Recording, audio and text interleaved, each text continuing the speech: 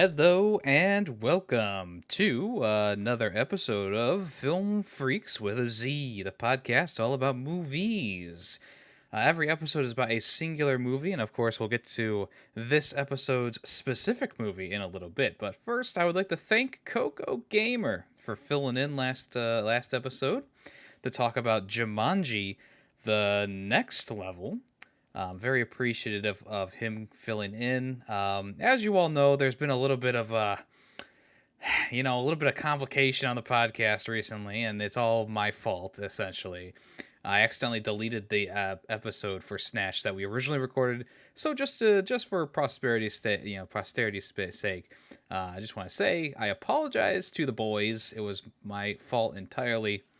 I tried my best to get it back. I even paid for a $50 program that didn't work, which pissed me off more than anything else because they wouldn't give me my money back. But that's all dandy. But yes, thank you once again to Coco for filling in. I was, we were trying to have some episodes backed up for the holidays, and essentially that whole plan went down the toilet. So once again, I do apologize for that. It is not usual of me to mess up that badly, but we all have our moments, right? Yes. But before we continue slandering my name, let's go ahead and introduce ourselves. I am Yemmy the Ferret. Who am I here with? Greedy waffles. Hey, Mission. Yes, careless. How was everyone's holiday? Yeah, it's going good. Oh, it was all right. Yeah, it could have went better, but not too bad. Be Well, nice if this so-called pandemic wasn't going around. Yeah. This So is our called. life. I meant like 5 the years. cult. Yeah, pandemic. Yeah, this pandemonium sucks. Indubitably. All right, But well, we're all here. We're Yeah. all healthy, right? Everyone feeling good? Yeah, feeling good. pretty good. All right. All right, Well- before we get started, but Yummy, you have to give us your filler into why you're rating on Jumanji and anything you'd like to add that we didn't cover. Yeah, that's right. I think you guys covered all the points. I just, it's always unfortunate when you can't be there to like explain a little bit further as to why you didn't like this or that. I think the main thing about it was just like, I don't know. It was just like everything didn't matter after they all switched back into their normal bodies. So like instead of the kid accepting his grandpa as the leadership role or whatever, it doesn't happen, and they just kind of like, we're back in our normal bodies. Well, fuck everything else, and that was it. And like I will say, like you guys mentioned the action scene. I mean, the action was okay. Like I don't think it was anything spectacular, but the other thing that really like annoyed me was like the villain was like in two scenes in the movie, and it's like, okay, so why do I care? That I mean, it's a video game villain, sure, but like, okay, maybe flesh him out a little bit more. I don't know. I don't know. I thought the whole movie was just kind of like it was cringy. It was boring. I didn't really find any excitement in it. I did like that they actually utilized some of the other weaker characters' traits, like the cartographer actually was able to read the moving bridges, which was like, okay, yeah, good on you. You actually did something interesting with this character, but yeah, I can't say I was very thrilled or entertained during it. All right, fair enough. Okay. Thank you. And I know Tay was drunk during his viewing of Jumanji, so I wasn't that drunk. but anyway, let's jump into today's movie, Callus. Why don't you go Yes. ahead and introduce it for us? With pleasure. So the movie that I chose was Snatch.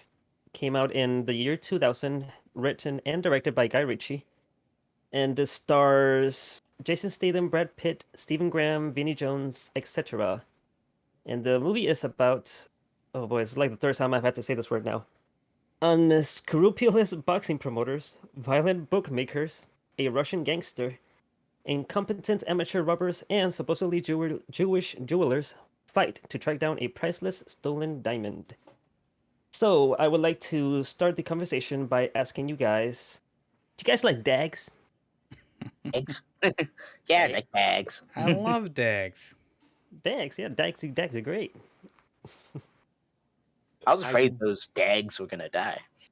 Yeah. Be like a sad movie, all of a sudden dags are just dead. It's suddenly Marley and me. Yeah, or Oh no. Ecolo. Yeah, so where do you guys want to start off the conversation? Should we like start at the beginning with the intro scene? Sure. What do you guys think of the intro, the interesting introduction? Yeah. I got good. Well, yeah. Personally, I thought that the intro was like the weakest part of the movie because they flash all the characters onto the screen, and then you kind of forget like who they are or what their shtick is by the time some of them enter into the movie. Um, I just felt like it was a weird way to start the film. Yeah, something like that would have probably been more appropriate like at the end of the movie when there's like showing the credits of the actors that actually played them, I probably. think it would have been Yeah. just when they first show up. Yeah. Then Yeah. like kind of like Borderlands, they get their flash screen when they show up. Yeah, that would have made more sense. Yeah. I But agree was with that. back in 2000, this was like the thing though. That was like, oh, gotta have these cool scenes and gotta flash their names on screen and have them do this and that and then it's their name. And wasn't that like 2000s?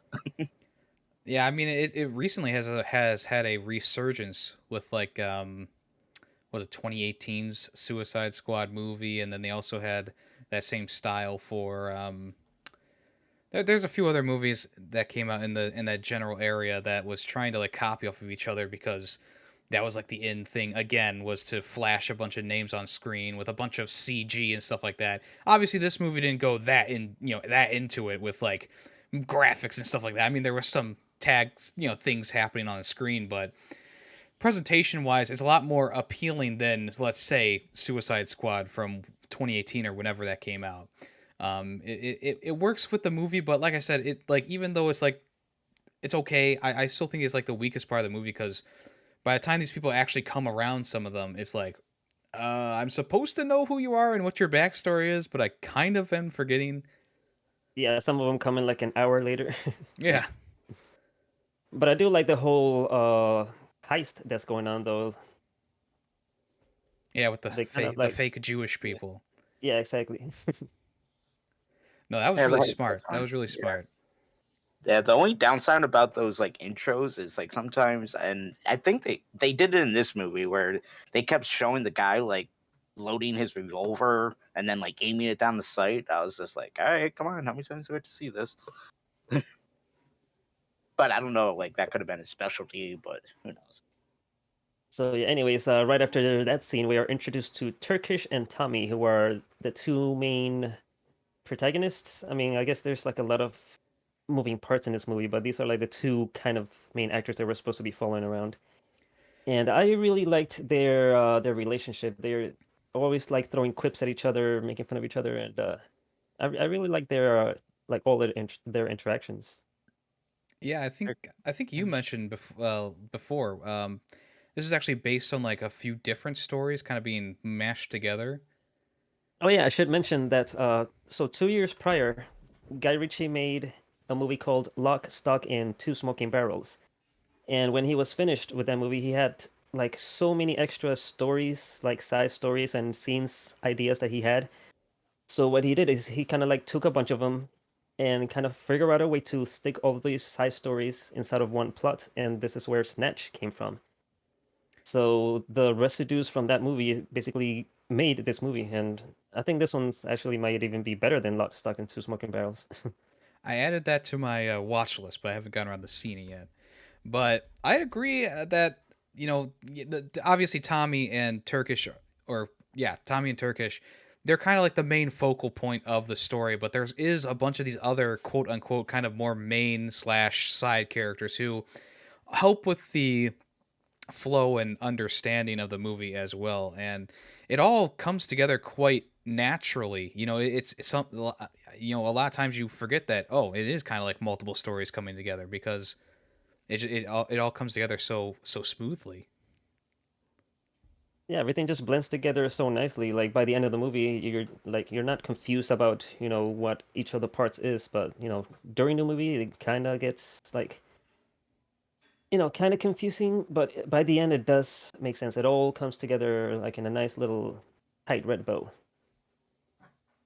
Ending is really good, and we'll get to that later. But everything was like it was just like I don't want to say it was fast paced, but it was like the right amount of pacing through this movie, and I really enjoyed that. It kept you into it, and it didn't like there was like a couple downtime, but it wasn't like 30 minutes of downtime. It was just like, oh, here's the downtime. Okay, let's go back.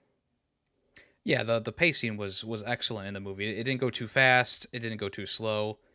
The parts that were a little bit slower were meant to be a little bit slower. Like I think back to the scene where um the guy with the bullet teeth is talking about how they have replica Bluetooth Tony. guns.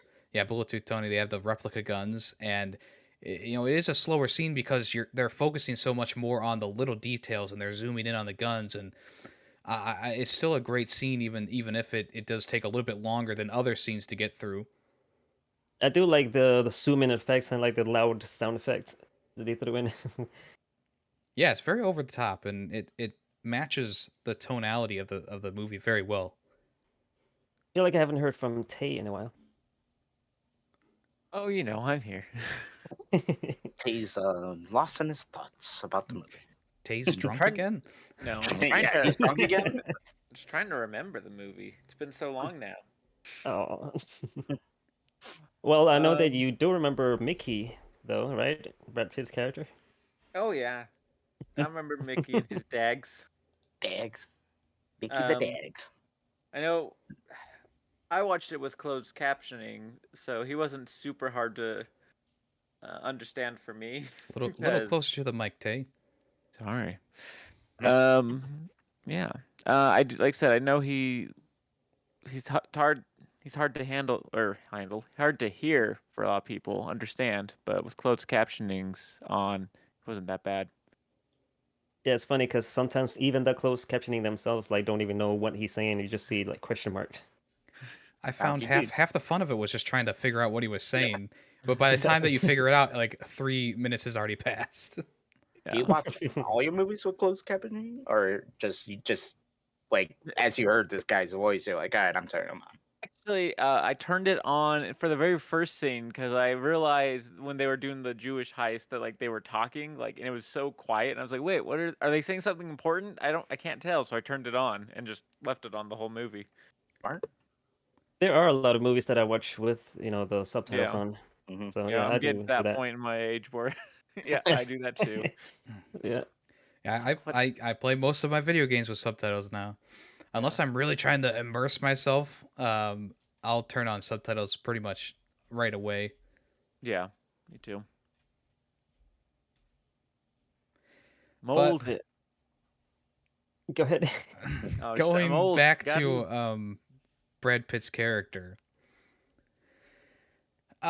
his performance obviously very strong performance, but it kind of felt natural. Like that we know the character. He's played plenty of other characters, but when I was watching him in the movie, he played he played this part of a traveling band of gypsy kind of leader very well. His accent was nice and consistent all the way through, and I feel like he did a really good job with it.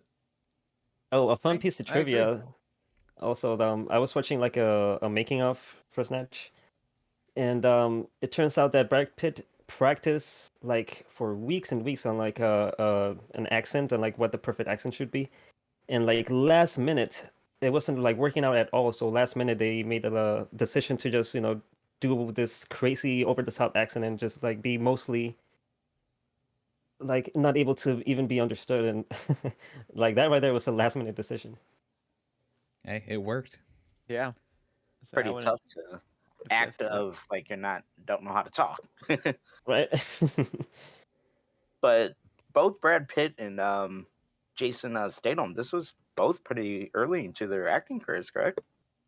Yeah, this was Jason Statham's like very early career before he did Transformers, so before he was actually very well known.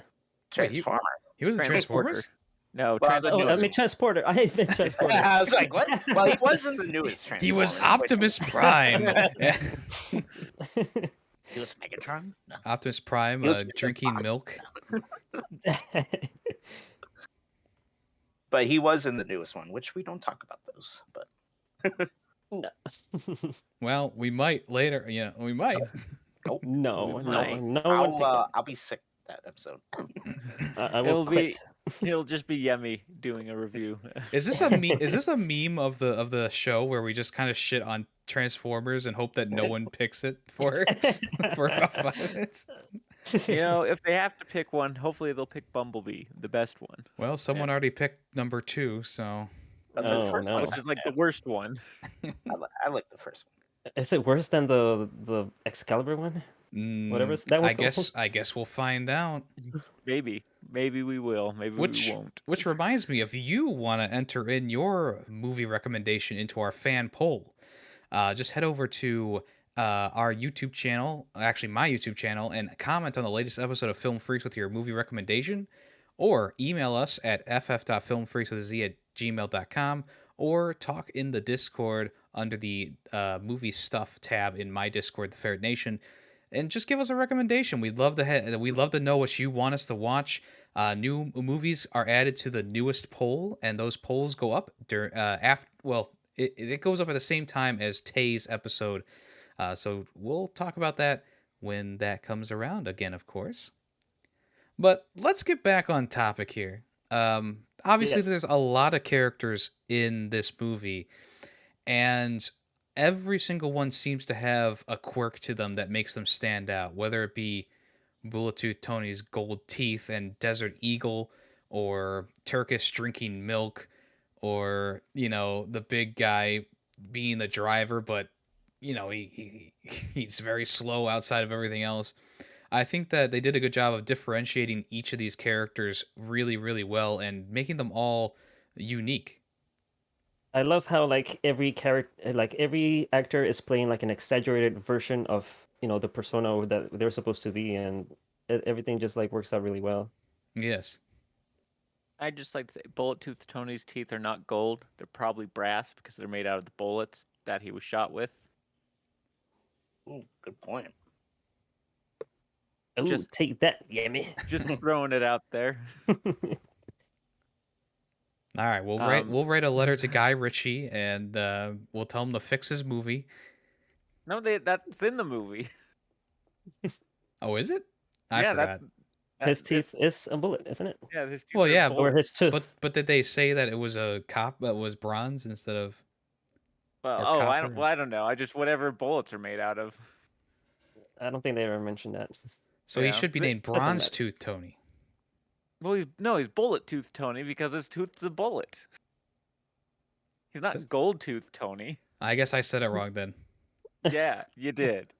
All right. But no, I agree with you though. I do like all the exaggerated characters, and Bullet Tooth Tony is probably one of my favorites, just because he's just so over the top and crazy. He's also got one of the best deaths in the movie too. That accidental oops. And then I like how the one guy because they make this joke of him getting on the plane, drinking a shot of booze or whatever, and then getting there. I love how immediately after he realizes that he just killed Bullet Tooth Tony, that the same thing happens where he gets on the plane and goes back to America. And I love how that's how they ended the movie too, when he gets the call that someone found the diamond, so here he goes again, and taking a shot in the pill and Yeah. flying the way back. The editing is very fast and snappy, and it's in so many scenes. And Yeah. there's so many memorable parts of this movie too. The Bookies Heist is particularly memorable for me because the two pawn shop owners, they're so idiotic and grew That up was a so funny bad. scene. Yeah. Yeah. Yeah, I love how they Yeah. trapped the Russian guy inside the car that they were supposed to well, he's the guy that they were supposed to rob, right? Yeah. And they trap him in the van and they don't know it. And he's knocked out in there for half the movie. But Yeah, yeah, this that. movie. Oh, go ahead. Go ahead. This movie does a good job of like having the right amount of like comedy in it. So it's like not all seriousness, but they like the book heist, and then the when the one guy they take the briefcase from the heist, I believe, and the guy just comes in. He was like, "Oh, this is what you got to do," and like cuts the guy's hand off and just takes it. It's like, ah, that's very funny. And it seems like every character is like a smartass. Like every character has to have a response to something else that's being said. Oh yeah, it's a movie. Yeah, that's just how people talk in real life, in movies. It's not how all movies are. Yeah, no, not all movies, but good movies. Yes. Like the Tarantino styled ones. Yeah, I mean the editing in those movies kind of are like Tarantino style, and you can kind of see that in this one too. A very Tarantino esque. It's a lot. Tarantinesque. I wonder, like, yeah, I wonder who's like Tarantino probably may have started it because he was filming movies before them. But like, I know Edgar Wright also has a very similar style, and I was just wondering if like, is it a British thing? Because Guy Ritchie and I assume is British, but maybe Yes, yeah. not. Yeah, so it's like Guy Ritchie, Edgar Wright. They're both British. They both have that kind of snappy style where they have like quick cuts between scenes to like, you know, establish what happened.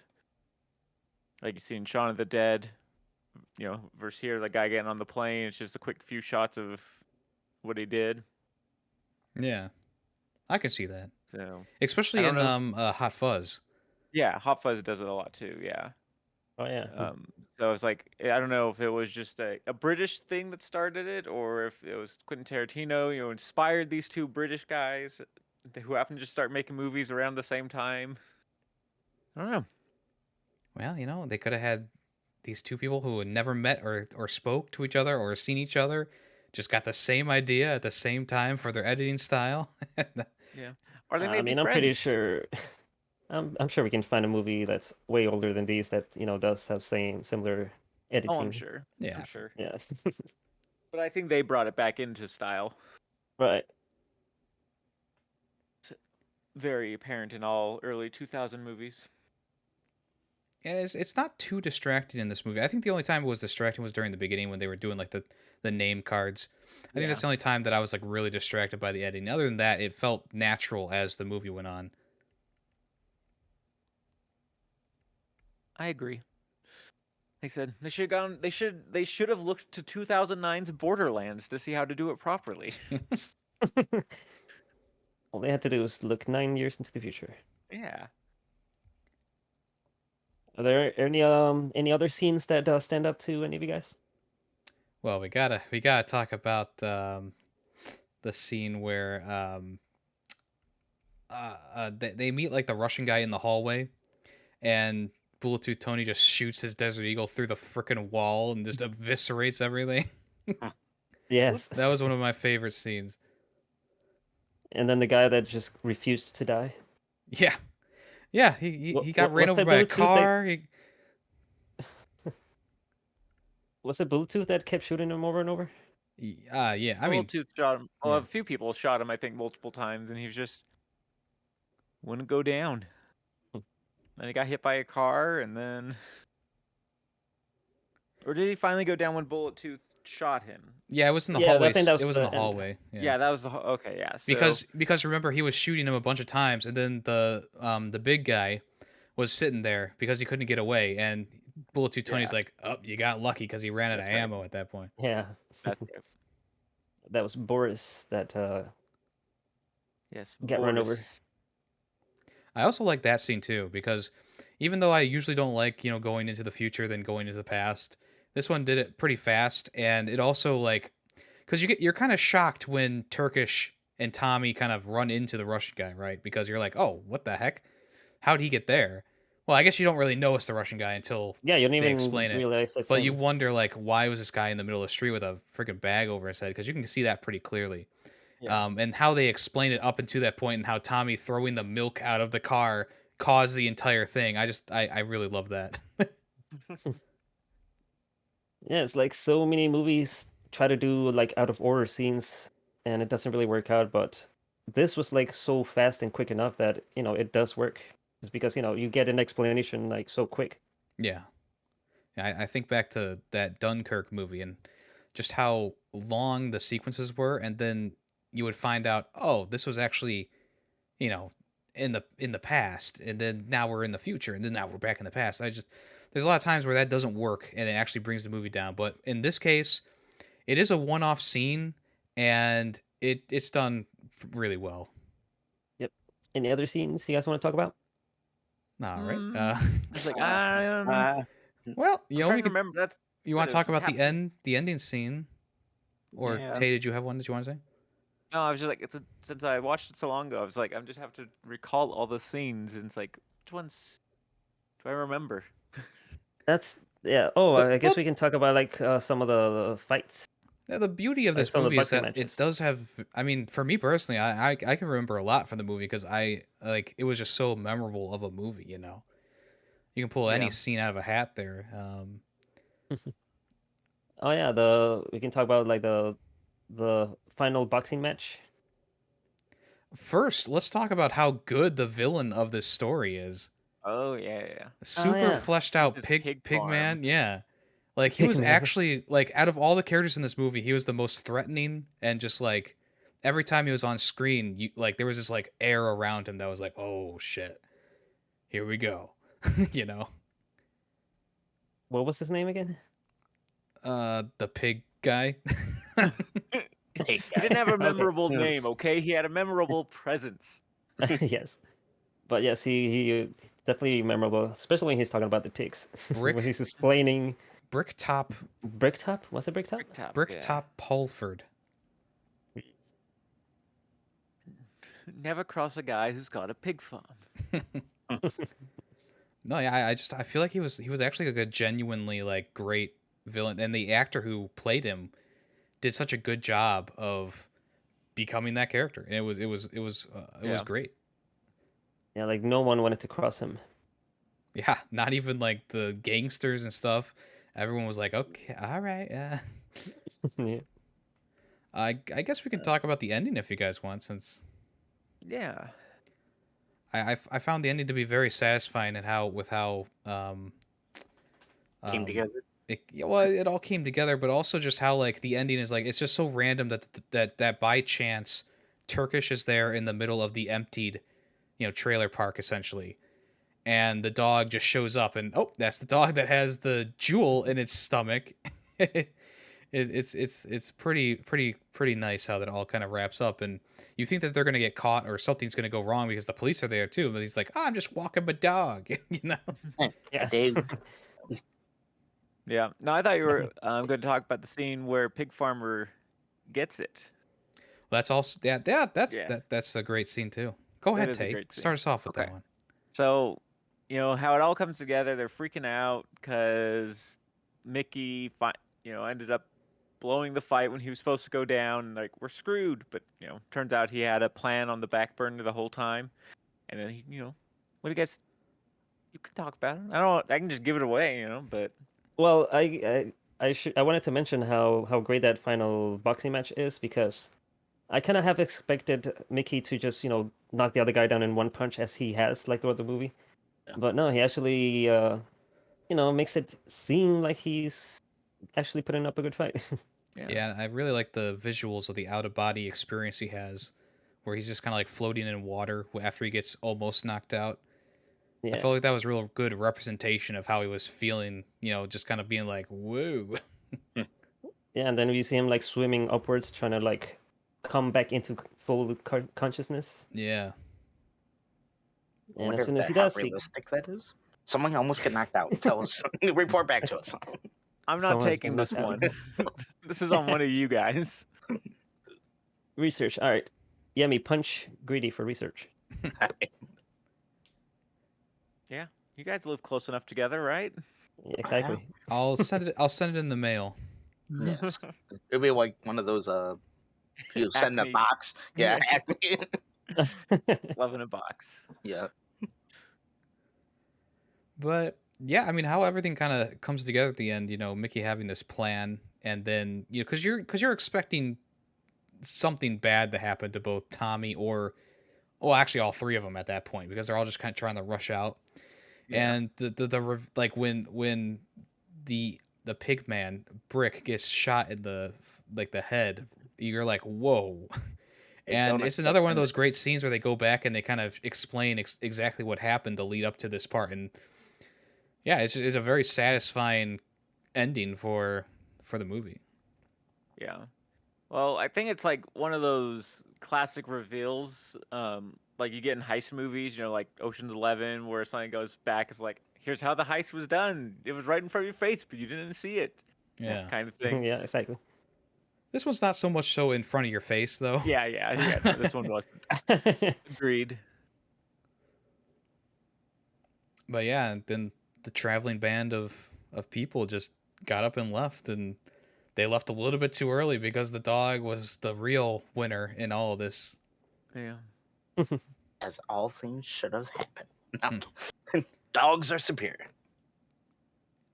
Yeah, so Turkish and Tommy came out winning in the end, as well as the American guy that Yeah. kept flying back and forth. He got and the he fake, won it in the end. yeah, the fake Jewish guy also got paid too.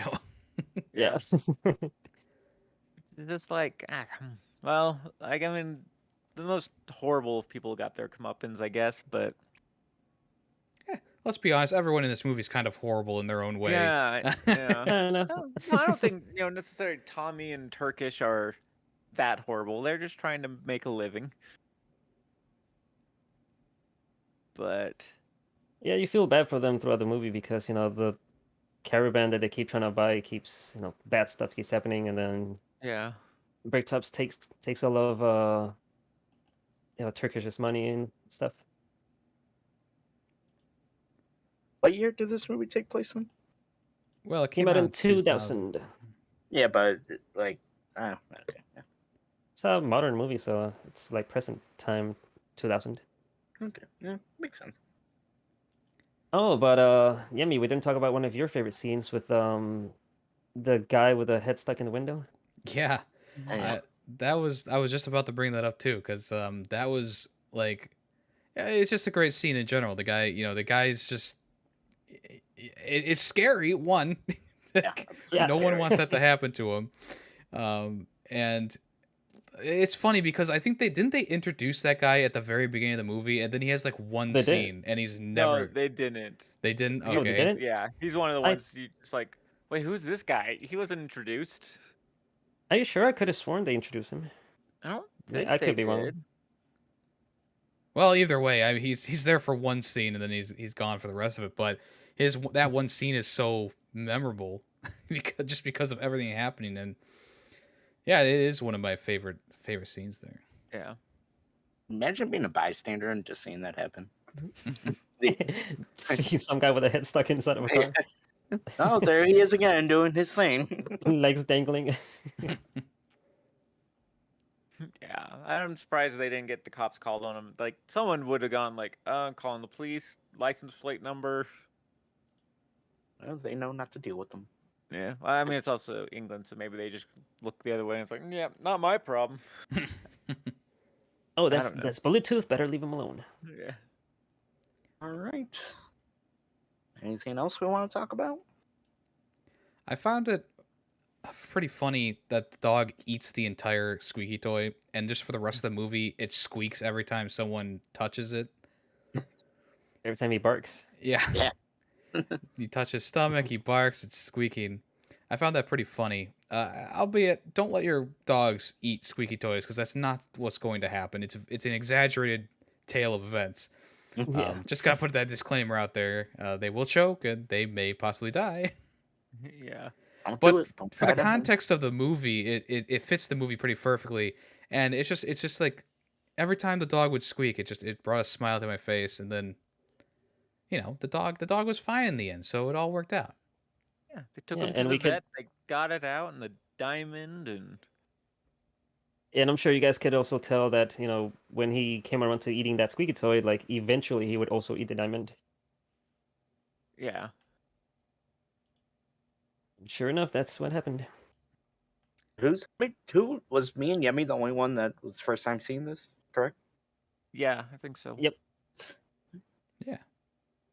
So yeah, when S- years ago I had watched this movie several times, and I don't know why, like I suddenly stopped watching it, and I haven't seen it for like 15 or so years, because this was like between me and my friends, it was like a very memorable and quotable movie. Like we were always saying lines from this movie because this movie has like so many memorable lines.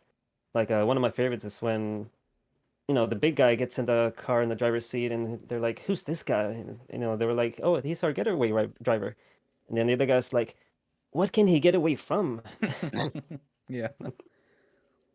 I guess obviously since you guys have seen the movie before, I guess it doesn't really hurt the experience to kind of know the conclusion of it all, right? Yeah, no, it didn't. Like for me, like I said, for me, it'd been almost 15 years since I saw it, so there was a few little things I remembered. Like I remembered taking the dog show up and ate the squeak. I was like, oh yeah, that dog's gonna eat the diamond. Yeah. But that was Even though like I kind hadn't of seen the movie before, that's one thing that I knew was gonna happen. yeah, Like as soon as the dog ate the squeaky toy, I'm like, that dog's eating the diamond too. Like, yeah. That But was one of the scenes when Callis said the getaway driver. I don't know why this reminded me of this, but is when the guy was trying to run and they were showing the dogs chasing the rabbits. Like I get the whole idea of like what they're getting after, but I was just like, all right, come on, we don't need this. yeah, I guess I under they were just showing like they were kind of alluding to what was happening to him because the dogs were like biting at his legs and stuff, if you remember. Yeah, yeah. Like I said, I get the point of it, but I was just like, all right, one cut too many times, I guess, kind of thing. Yeah, it did go on for a little while. exactly, yeah, like the parallels were there, but yeah, I guess that scene did drag out for a little bit longer than in '82. Just another quick piece of trivia. So this movie came out like a year after Fight Club, and Brad Pitt was like very worried that he was gonna be known as the fight guy, because so many movies after another where he's just like, the person just fighting and boxing. Oh yeah. Huh. Kind of neat.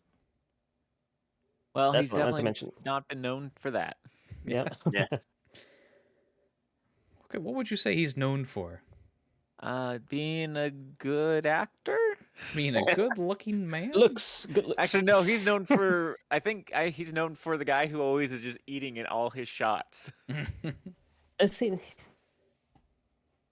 Yeah, Actor's in known a for, lot of his beard. movies, he's always just eating in the background or like eating while filming. Guess so. Yeah. And not in every movie, but I know that's one of the things people always joke about.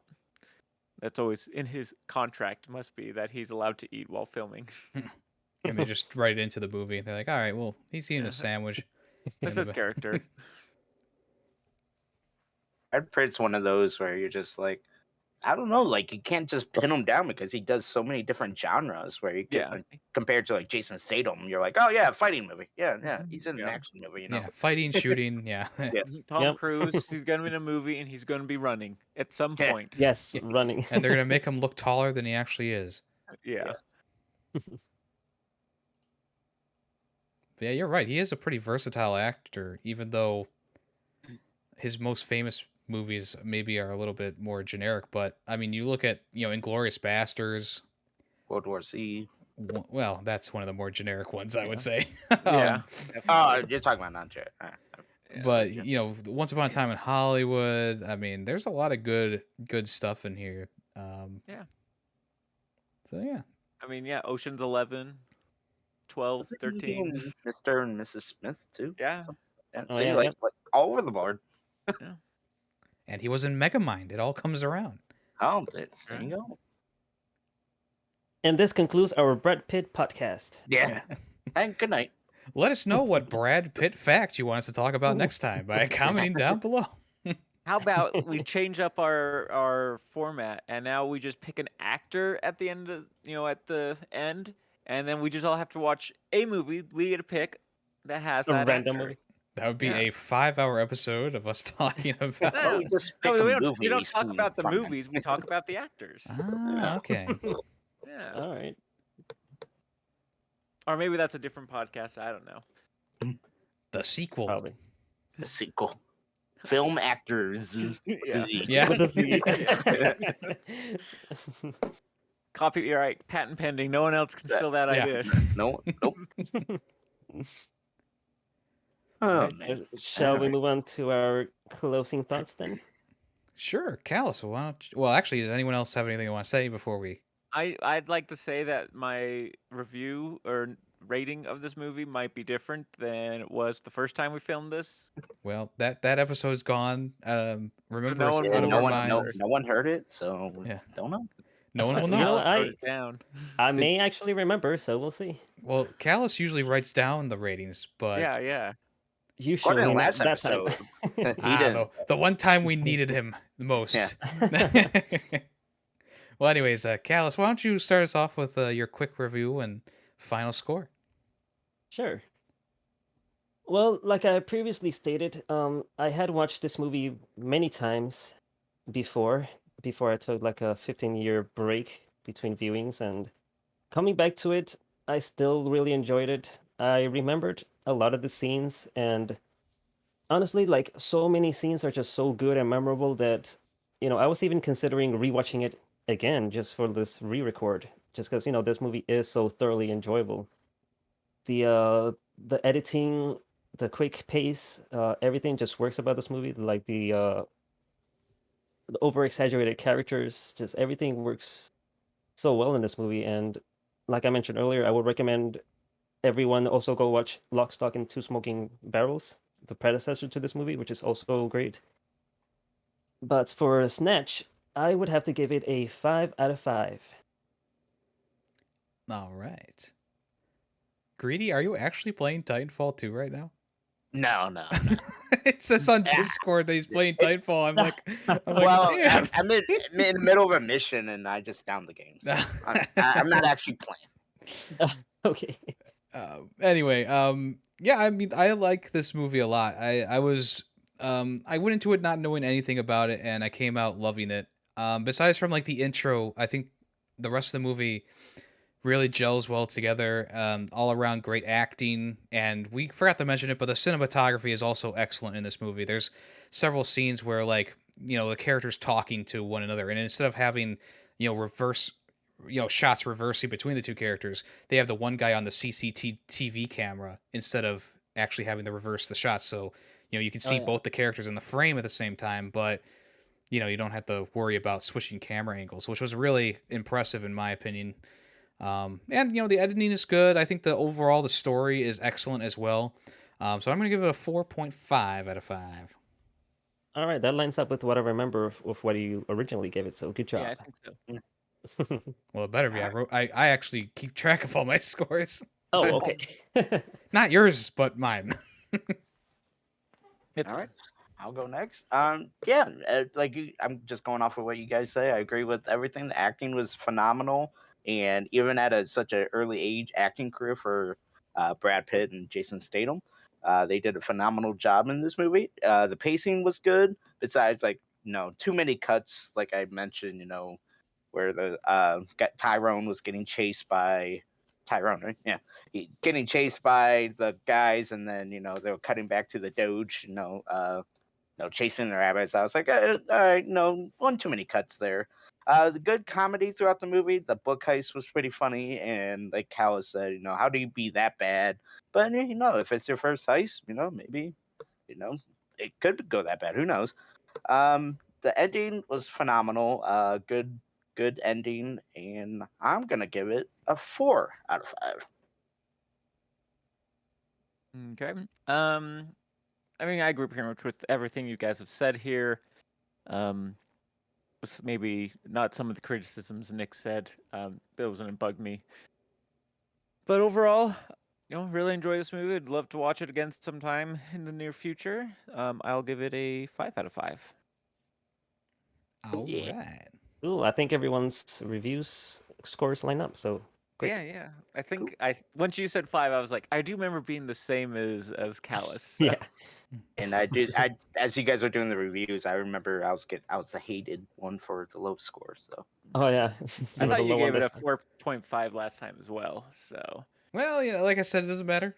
It doesn't matter. It doesn't It matter. doesn't. We You did gave it. it a This 4 is the now. episode. This is the episode. There was no other episode. What are you talking about? What episode? Yeah. What? So, we could- yeah, usually we'd go on to the fan vote movie after Calluses. But of course, that already happened. So if you want to listen to that one, just listen to the last episode where we talked, well, where the guys talked about Jurassic, Yes. Jurassic Jumanji, Jumanji. Jumanji, the next level. So the next episode is going to be about, which is going to be my recommendation. It's Who Framed Roger Rabbit from 1988. The director was Robert Zemeckis.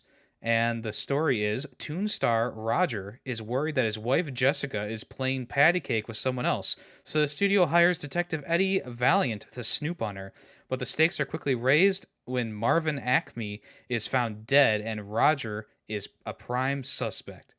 And this stars Bob Haskins, Christopher Lloyd, Joanna Cassidy, Charles Flesher, and a bunch of other people as well. You can find this on Amazon, Google, mostly Amazon is probably what you guys are going to get it on. And I picked this movie not only because it was a childhood favorite and I want to rewatch it, but I remember this movie being so fun. So, like, I remember, like, the animation mixing with the real world stuff and then Bob Haskins going into the Toon world. And I remember Christopher Lloyd putting on an excellent performance. And I love the weasels, his little minion weasels. I'm really excited to watch this again. And I hope you guys are too. Yeah, this movie definitely worked a lot better than Cool World, which stars Brad Pitt, where they also mixed live action with cartoons. Yeah, and I'm pretty sure it's going to look better than the newest Space Jam as well. Yep. Yeah. I've watched it once when I was childhood, and it'll be cool to rewatch it, see what Yeah. I think of it now. Yeah, I've watched this one a bunch, so I'm looking forward to it. Don't be drunk, Tay. Well, maybe Hey, it might. you can't. You don't control me. Sure. Tay, be You know, I'm drunk. gonna say yes, be drunk. That's the new I'm pro podcast. New mini series where Tay's drunk and reviews a movie. Yeah, I tried that once. People didn't seem to like it. Or we try to figure out if Tay's drunk or not. There you go. All right. Well, if Tay you has a new thing. the listener doesn't want to be spoiled, or if you want to join the conversation for Who Framed Roger Rabbit, just make sure you watch it before the next episode comes out in 2 weeks. That's right, 2 weeks. And if you, yes, you, the listener, wants to get their movie put into a podcast episode, we'll watch a fan voted movie. Just to make sure you comment on the latest episode, talk in my Discord, and or send us an email, just so we can get it in the banks and we can put it onto the next fan vote, which will happen, like I said, it'll always happen during Tay's episode. When that gets uploaded, I have a Twitter poll that's attached to it where you can find it there. All right, folks. Anyone else have anything they want to mention before we end the show? I don't think so. I think we're good. I think. Yeah, just be sure to clean your ass. Yeah, Yeah, make sure you clean your ass. Well, I will. I am Yemmy the Ferret, who, and I was here with, I was gone for a week. Hold on, let me restart. I'm the Ferret, and I've been here with, Greedy Waffle. Daymation. Just callous. and we are collectively Film Freaks with a Z. Thanks for listening. Bye-bye. Bye. Clean your ass. Seriously, clean it. Clean it.